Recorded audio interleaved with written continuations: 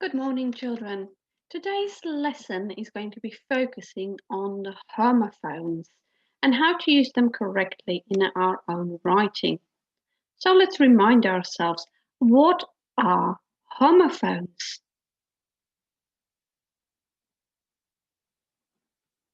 Now, if we have a look at the word homophone, we can actually work the meaning of homophones out.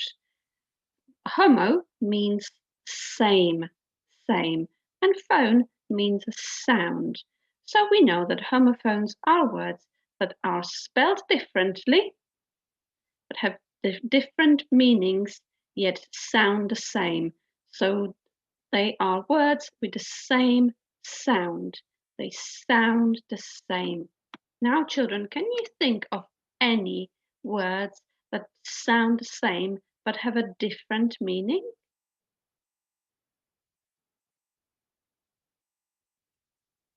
Loads of super examples there. Well done. Now, children, in today's lesson, we are going to be focusing on a little trio of homophones. In fact, these homophones are the homophones that we use the most in our writing, but quite often we do not use them correctly. So that's why we are going to be focusing on them. So the homophones that we are going to be focusing on today, especially, are there, and there. Can you hear a difference between them? No, we can't, because they all sound the same. They have the sound, same sound, and yet they all have a different meaning. And we must be very careful in our writing to use the correct homophone in the correct place. So we know that these words all sound the same, but they are spelled differently because they also have different meanings. So we have the first there, T-H-E-R-E, and then the next there, T-H-E-I-R, and then the last there, which is actually a contraction, which is a contraction for they are, and it's spelled T-H-E-Y apostrophe R-E. So what's different between them? What's the difference between them? Let's have a look at there. There refers to a place or position. If I always think, if in a sentence I'm not sure which homophone to use, if it is there, then I would be able to say over there, as in the children are playing over there. So if you could use the word over with there, and your sentence still makes sense, then it's there, which refers to a place or a position. And another way of remembering it is actually just one letter different from here. Can you see it, children? Yes? So if here and there are very similar words. They both refer to a place or position. Or there is an aeroplane in the sky. Again, we are referring to the position of where the aeroplane is, so it must be there with T-H-E-R-E. There, spelled T-H-E-I-R, is a possessive adjective. Possessive adjective. Possessive means it means ownership or belonging. So something belongs to someone. So for example, their lunch was very tasty. So we are talking about somebody's lunch.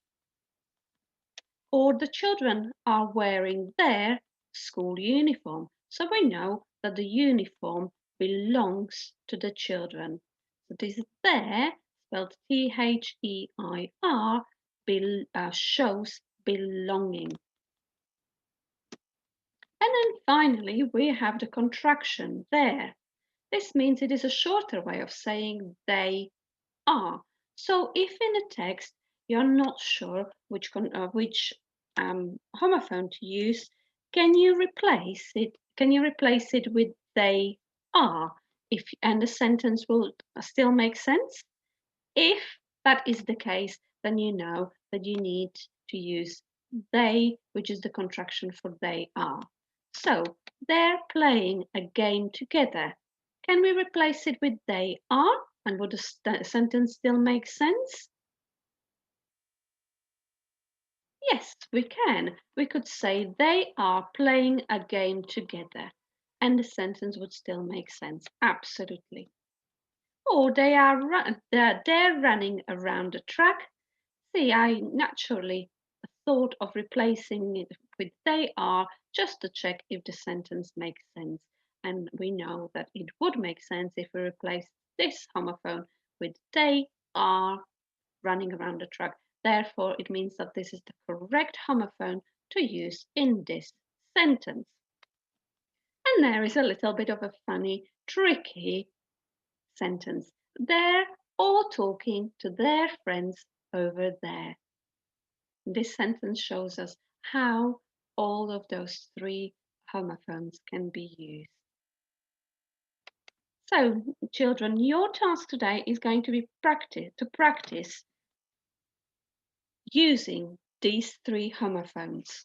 So there is a choice of two tasks. Now let me see where they are. There they are. Okay, the first task, the easiest task, is called the homophones practice there, there, and there.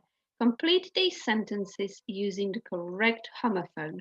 The first three have been done for you. So what you need to do, very, very easy, is just put in the correct homophone in each of the sentences. You even have the answers, but make sure you don't look at the answers until you have completed the tasks. And then if you check your work and you find that some of your work was incorrect, then think about why was it incorrect? What should you have done to check that you have the right homophone? The second task is a bit trickier. It looks like this. You need to read the story and choose from the homophones there, there, and there to fill in the blanks.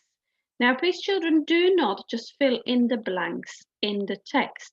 It would be a really, really good practice for you to write this text out, filling in the homophones and underlining the homophones that you are using.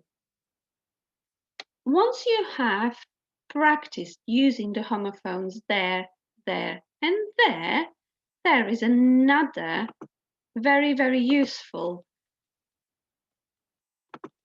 PowerPoint which will be attached to the post. And it talks about all the homophones that we in Year 2 must be able to use correctly in our independent writing. So all of us must be able to use all of these homophones correctly. So again, there is a little of explanation of what a homophone is, and there are loads of examples of pairs of homophones, because usually homophones do come in pairs. And there is a homophone there for you, except for obviously there, there, and there. And so have a go at working through this PowerPoint and get yourself a pencil and a paper, have a practice writing a sentence for each of these homophones, which shows a sentence which shows that you understand the meaning and the difference between these homophones. And you have a number of pairs of homophones there. I will not show you all of the homophones because I would be giving some of the answers away. So again, children, what we are focusing on today is making sure that we know how to use the homophones there, there, and there, because they are the most frequent homophones in our writing. And actually, these are the homophones that we get most frequently wrong. So we all need to make sure that we know the difference between them and how to use them correctly in our independent writing. once you have completed one of the tasks on the use of these three homophones, so either writing this text with homophones correctly used, or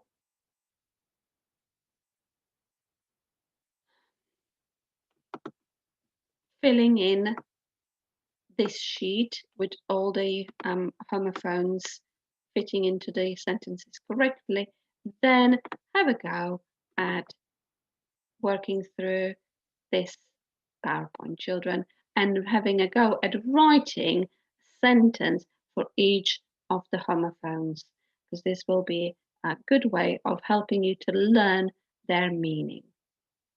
We're very much looking forward to seeing all your work on a tapestry. Bye for now.